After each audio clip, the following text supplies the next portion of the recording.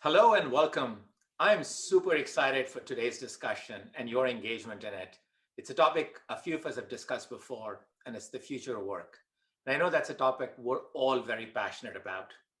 Now, we'll all agree that the fundamental enablers for this future of work have existed for a while, but it's taken really just an entire pandemic to show that work can actually be done very differently. And so now, as we get to that end of the pandemic stage, and as many of us, if not all of us, are used to working from home, we know that the fundamental blueprint of work has changed. It's more decentralized, it's more distributed, it's more modular, and we've all come to be pretty used to and very conversant with it.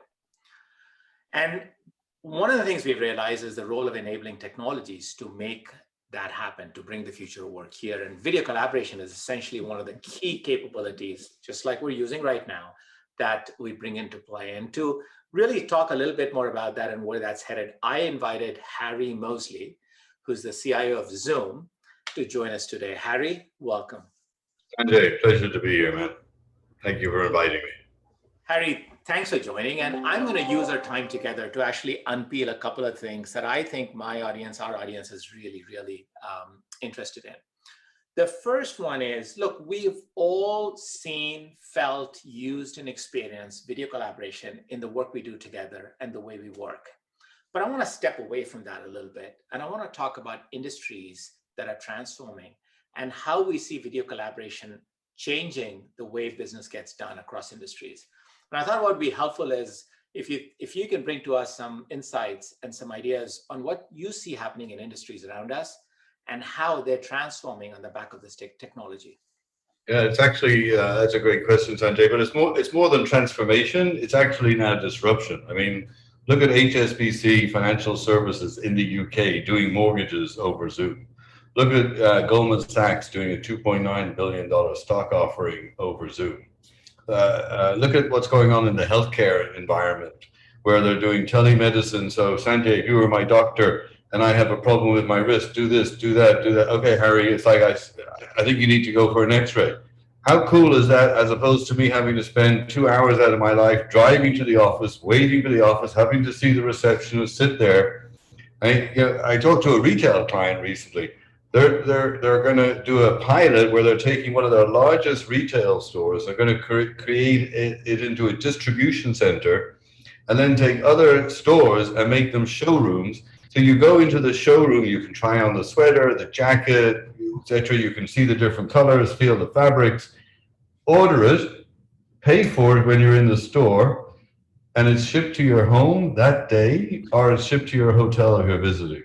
How cool is that? So everything is changing, every industry at a cadence like we've never seen before. So Harry, disruption is the right word. And it's super cool, the examples you've taken us through. A few of us, I think, a few of them I've actually seen and experienced myself. And I think the experience and the transformation that you'd perceive is phenomenal. It's amazing. The healthcare example you took us through. But to really make that happen, it isn't just about, hey, we happen to use something that's cool and interesting. Don't you have to change the entire business process, the entire absolutely to bring that out? And that's why. Yep. So talk to us a little bit. What do you see happening around that? Because it isn't just, hey, we're going to do work the way you used to do it, except we're going to replace this with video. It's more. No, you got to think about the end-to-end process. It's like, where does it start and where does it end? You can't just sort of automate the pieces in the middle. You have to think of sort of where, what's the journey I'm going to go on? What's the objective, and then how can we make this the most efficient? Another example I was just chatting with one of my colleagues this morning about was like in the restaurant business, particularly in the fast food environment. Why do you have to order with a human being? Why that could be a virtual order taker, which could service multiple locations around the country, taking in the orders, placing the orders, etc. So it's you have to rethink the entire process, the start all the way to the finished product. Wow.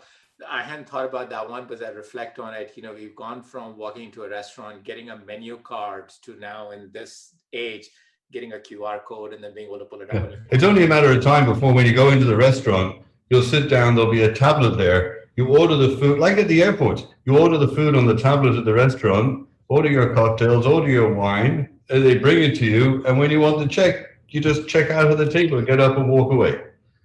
But Harry, just even in that example, and I hadn't thought about it till you mentioned it, it isn't just about replacing video. It isn't just about reducing costs. It isn't just about getting a new way of getting things done. We're transforming the experience because I can get better advice on that wine from the top sommelier in the country as opposed to having to be restricted. And that's the value I get as a consumer. That is very different than what I got before. Yeah, it's, you know, we're just scaling up. We're scaling up human capacity to do more, and that's, you know, sort of, you know, when you go to the mission that we have at Zoom, the mission we have at Zoom is all about empowering people to accomplish more, empowering medical practitioners to service more patients so their patients can go on and help more people. You know, so it's, you know, it's across the board. It's, you know, empowering educational people in the education industry to, you know, educate far and wide. You know, it's kind of like I say, has the world got bigger or the world's got smaller? I don't know. Because our audience is now global, we can bring in people on a global basis. I don't know if we've got bigger or smaller, but certainly got more. Harry, I love what you said because, and this audience I know cares a lot about it. It isn't about a new technology or a new tool. It's actually about how you put it to play to disrupt industries, to disrupt ecosystems, to completely transform how value gets delivered. And I think you're right in pointing out, you got to reimagine that as opposed to just replace components of it. But having said that, this is a group that really does care about technology, and they're very passionate, they love it. And in your role, I'm sure you're looking at a number of different things, 5G and 6G and AI and virtual reality and the likes. And I don't want to lead you into one thing versus the other, but I want to pick up 2 or 3 things that you're very passionate about and help us think through what the intersection of that and video collaboration ends up being. Yeah, I think, so the things that we're particularly excited about are, you know, sort of artificial intelligence, you know, sort of from multiple different perspectives. From a productivity perspective, you know, in the democratization of meetings, we're leveraging artificial intelligence to be able to stream people in a room into multiple tiles. So we're very excited about that. We're also using artificial intelligence from a security perspective to identify spam callers, identify phishing requests, things of that nature, identify if your credentials have been shared in the public domain for a meeting and then ping you proactively. So, so we're doing a lot in it. So AI, particularly, you know, sort of augmented reality and virtual reality, you know, with the onset of more capabilities from a glass perspective, I think we're going to, you know, and then you get into 3D. And then you can start getting into, you know, looking at physical objects in a virtual world. Sanjay, we know there's never been, you know, and we said this for years, there's never been a better time to be in technology. We said it 5 years ago, 10 years ago, 20 years ago. Oh my God, it's kind of like, you know, I'm at, you know, almost at the end of my career. I wish I could go reset my clock and go back 20 years of my life. Because it's like the capabilities that we have today are, you know, sort of so many orders of magnitude more powerful than we had, and we're just barely scratching the surface on leveraging them. So super excited about the possibilities that are in front of us.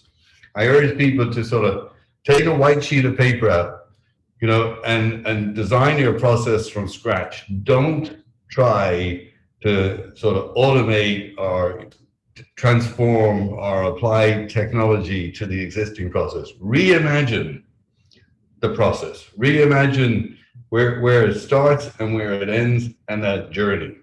I love that. I love that because it's one of the things we're very passionate about, which is to say, don't just throw technology. It's not an answer looking for a question. You got to redefine how you think about the question. You have to reimagine what the value proposition is. Then you need to bring the components in there. I love the point about the intersection of AI and video collaboration. I think AI is an area this group is super interested in. So fascinating and fantastic. Thank you for sharing. I could just get that passion on tech. I thought I'd touch one more area, and we'll probably only have a minute or so left. But you know, beyond the excitement around technology and beyond all of the benefits we get from the use of from the productive use of this capability, you know, there's a broader purpose and there's a larger community. And I think diversity and inclusion and democratization of ideas, these are important and increasingly more so important concepts. Talk to us a little bit about how you feel about it and where you think you might be, your company is helping us intersect with those vectors.